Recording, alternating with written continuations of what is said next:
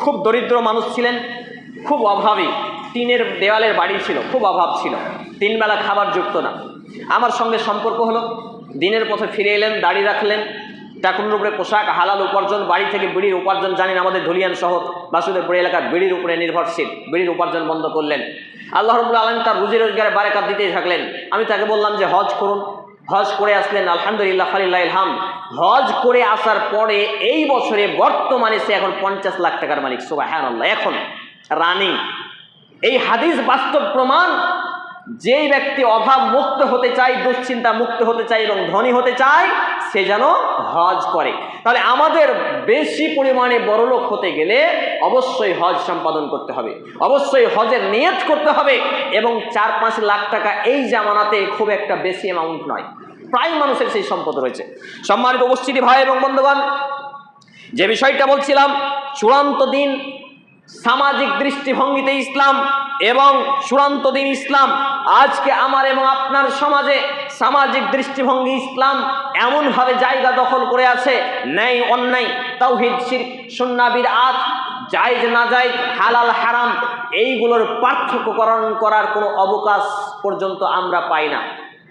কারণ আমার মতো মাথায় টুপি, পরনের পাঞ্জাবি, জুব্বা, আল খাল্লা আর পায়জামা পরে হুজুরের মতো পীর কেবলা সেজে সুন্দর ফেরেশতার মতো দেখতে, কিন্তু আমার এবং আপনার আখলাক, চরিত্র, লেনদেন, উঠা বসা, এইগুলো এতটাই নোংরামি পর্যায়ে চলে গেছে যেটা বলা বাহুল্য।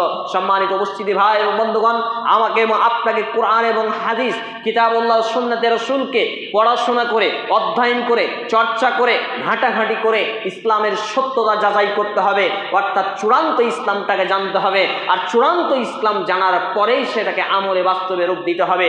আজকে আমি এবং আপনি 5টা মৌলবীর 5 রকম ফতোয়া শুনে বিভ্রান্ত হয়ে যায়, কিন্তু 5টা ডাক্তারের 5 রকম ওষুধ লেখাতে আমরা বিভ্রান্ত হই না। হয় আমরা কি দেখি? ডিগ্রি, কি দেখি? যোগ্যতা, কতদিনের এক্সপিরিয়েন্স এই ডাক্তারের। একটা MBBS, একটা সার্জেন যখন কোনো একটা অপারেশন করে, হয়তো হতে পারে গল ব্লাডারের পাথর, হতে পারে টিউমার অপারেশন, হতে পারে আরও কিছু, তখন আমরা বুঝি যে এই লোকটা ডিগ্রি কম কিন্তু যোগ্যতা, দক্ষতা বেশি, এই লোকটা স্পেশালিস্ট, এইভাবে আমরা যাচাই করি।